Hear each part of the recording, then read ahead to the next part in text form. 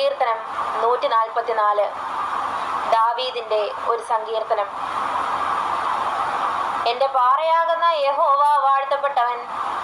അവൻ യുദ്ധത്തിന് എന്റെ കൈകളെയും പോരിന് എന്റെ വിരലുകളെയും അഭ്യസിപ്പിക്കുന്നു.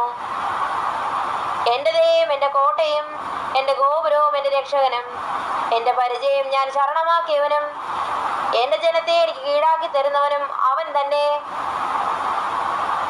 യഹോവേ, മനുഷ്യനെ നീ ഗണ്യമാക്കുവാൻ അവൻ എന്ത്? മർത്യപുത്രനെ നീ വിചാരിക്കുവാൻ അവൻ എന്തുമാത്രം?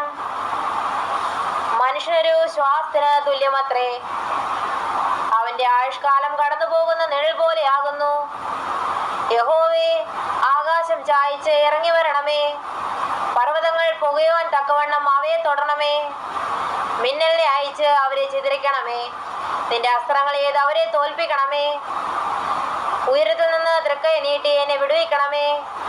പെരുവെള്ളത്തിൽ നിന്നും അന്യജാതിക്കാരുടെ കയ്യിൽ നിന്നും എന്നെ രക്ഷിക്കണമേ. അവരുടെ വായ ഭോഷ്ക് സംസാരിക്കുന്നു.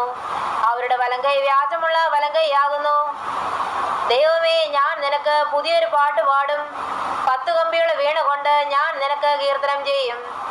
നീ രാജാക്കന്മാർക്ക് ജയം നൽകുകയും നിന്റെ ദാസനായ ദാവീദിനെ ദോഷകരമായ വാളുകളിൽ നിന്ന് രക്ഷിക്കുകയും ചെയ്യുന്നുവല്ലോ.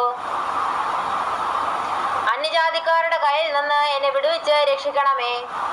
അവരുടെ വായ ഭോഷ്ക് സംസാരിക്കുന്നു. അവരുടെ വലങ്കൈ വ്യാജമുള്ള വലങ്കൈയാകുന്നു. ഞങ്ങളുടെ പുത്രന്മാർ ബാല്യത്തിൽ തളച്ചു വളരുന്ന തൈകൾ പോലെയും ഞങ്ങളുടെ പുത്രിമാർ അരമനയുടെ മാതിരിയായ കൊത്തിയ മൂലത്തൂണുകൾ പോലെയും ഇരിക്കട്ടെ. ഞങ്ങളുടെ കളപ്പുരകൾ വിവിധദാനം നൽകുവാൻ തക്കവണ്ണം നിറഞ്ഞിരിക്കട്ടെ. ഞങ്ങളുടെ ആടുകൾ ഞങ്ങളുടെ പുൽപ്പുറങ്ങളിൽ 1000-ആയും 10,000-ആയും പെറ്റുപെരുകട്ടെ. ഞങ്ങളുടെ കാളകൾ ചുമട് ചുമക്കട്ടെ. മതിൽ തകർക്കുന്നതും പടയ്ക്ക് പുറപ്പെടുന്നതും ഞങ്ങളുടെ വീതികളിൽ നിലവിളിയും ഇല്ലാതിരിക്കട്ടെ. ഈ സ്ഥിതിയിലിരിക്കുന്ന ജനം ഭാഗ്യമുള്ളത്. യഹോവ ദൈവമായിരിക്കുന്ന ജനം ഭാഗ്യമുള്ളത് തന്നെ.